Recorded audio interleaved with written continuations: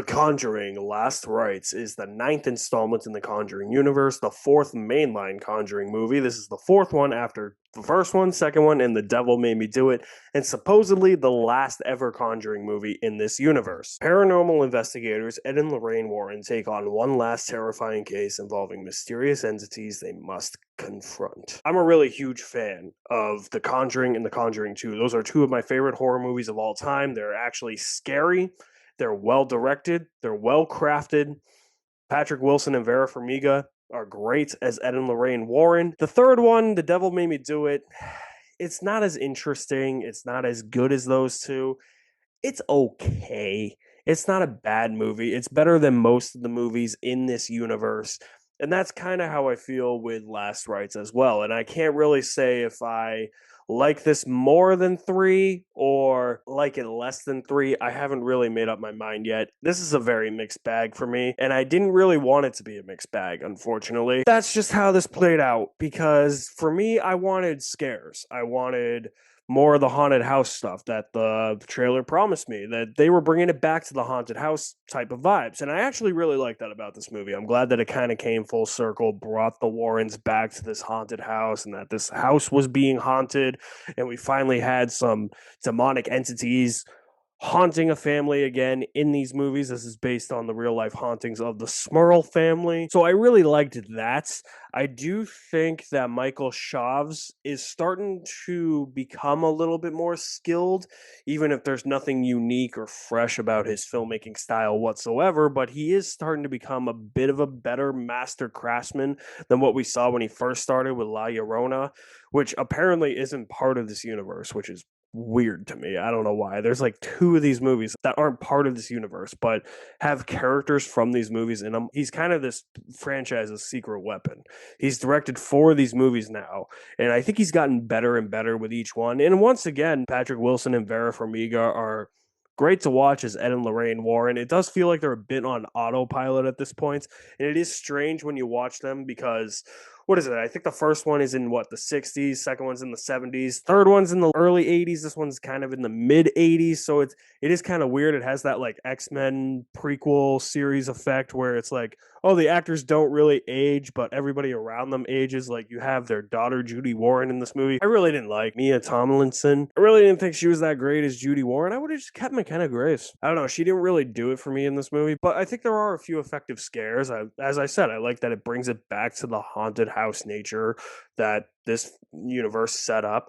There's a couple of effective scares. There's a couple scares where I literally jumped in my seat. There's a couple of scares where I was like, what the fuck was that? And there is that calm, warming presence of Ed and Lorraine Warren throughout the movie, but I just wanted more of the scary stuff. I wanted there to be more of the haunted house, fun house type of thing for this demonic entity to really just have its time with and really haunt this family. Because at the end of the day, I'm just like, you know what? I would have just let this family get haunted. I wouldn't have even saved them, because at the end of the day, this movie's 2 hours and 15 minutes. The Warrens don't even show up to this house until an hour and 20 minutes in, because the rest of the movie is where I was really, really bored. Every time it cuts to the Smurl family and them being haunted by mysterious presences or mysterious entities that they think stalk the house and haunt them, that's where the movie is at its best.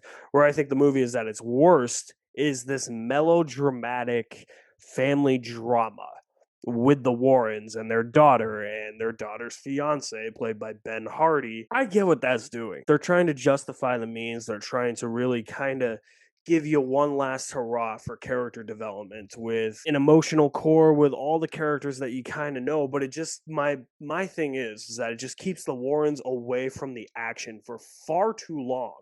And by the time they actually show up to the Smurl's house, as I said, an hour and 20 minutes into the movie, at that point, I'm like, well, there's no reason for you to be here. I mean, just let this family get haunted. Don't even help them at this point. That's kind of the cruelty in me. All of that stuff just didn't really work for me. I get what they're trying to do, and I think the reasons that the Warrens are away from a lot of the action, the movie attempts to justify, but I don't think it really fully justifies it. And while it's trying to strike that emotional core, it just left those scenes feeling like doozies to me. It felt so dull and so detached, because it feels like you're watching an episode of All My Children or something about a melodramatic family drama that really just doesn't have to be here. Maybe this is what happened during the Smurl haunting. I don't know. It's based on the Smurl haunting, but it's an original story by James Wan and the producers.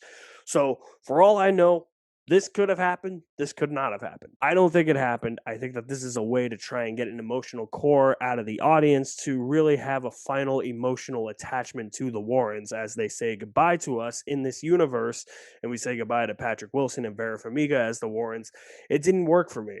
And I just wanted a lot more of the scares. This object that is introduced, that this whole, I guess, opening crawl kind of centers itself around, and the whole movie kind of centers itself around. But then this MacGuffin goes away for the entirety of the movie until the last 45 minutes, where I was having the most fun. I thought the last 45 minutes were really fun. There's some connections there with Judy Warren and Annabelle that I wasn't necessarily buying into, but it's there, and that's where I was having the most fun. That's where most of the scary stuff happens. There's this guy wielding an axe. There are some really creepy faces.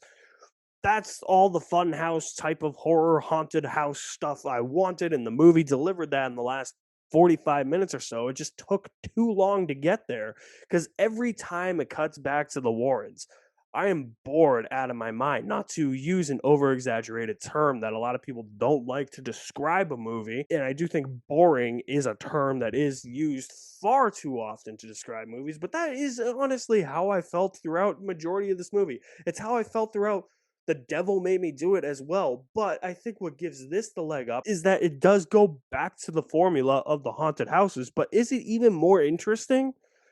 I really don't think so, because I think the family drama aspects of this movie drag it down. It makes the script feel so much more messier than it actually should be. Whereas I feel like The Devil Made Me Do It is more concise and more to the point than this movie. So maybe I do like the third one more. That's not to say that The Conjuring Last Rites is a terrible movie, because there's quite a few things I like about it. It's also visually breathtaking. There's always that scene in these movies where something's going on in the rain and it's pitch black. You know, those are the types of scenes that really stand out to me. Or there's always a scene at like a hospital at night with nobody around. This is in every horror movie. I'm not really digging on the movie for this, but there's no extras ever. And it's just the doctors and the main characters in the scene, and it's pitch black, and they try and make it look all like Halloween-y and horror-ish and gothic. Yeah, those scenes are really, really visually appealing. I think that Shavs actually did a really good job making the horror and the tension felt in those scenes, but when it comes to directing drama, he has no clue how to do it, because some of it comes across as cringy, some of it just comes across as dull, some of it comes across as seen this all before. And really, the whole movie, you've seen it before. You know the Conjuring formula by now. These movies have a set formula, and that's fine. That's something that's always in the back of my mind, but it's not something that I really take into account when it comes to a criticism for the movie. Every franchise has a formula, but I don't know. I wanted this to be better than it actually was. I have seen people say that it is better than they thought it would be, and that it is better than 3, but I don't know if I'm quite there yet. It might take another watch, but I don't know if I could just sit through another watch of slog of boring drama. I will rewatch this movie just because I have the first 3, which means I'm obviously going to get this despite my very mixed feelings. And it sounds like I'm bitching about the movie, but I'm really not, because there are quite a few things that I like about the movie.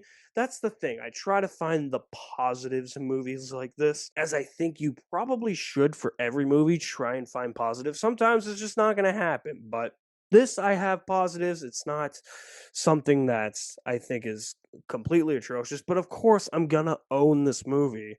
I own the first 3. I'm a completionist, and when I inevitably go back to rewatch this, I might just get to the point where I just skip the family drama stuff and just go right to the scares and all that, because that's where I was having the most fun. That's where I think the movie is at its best.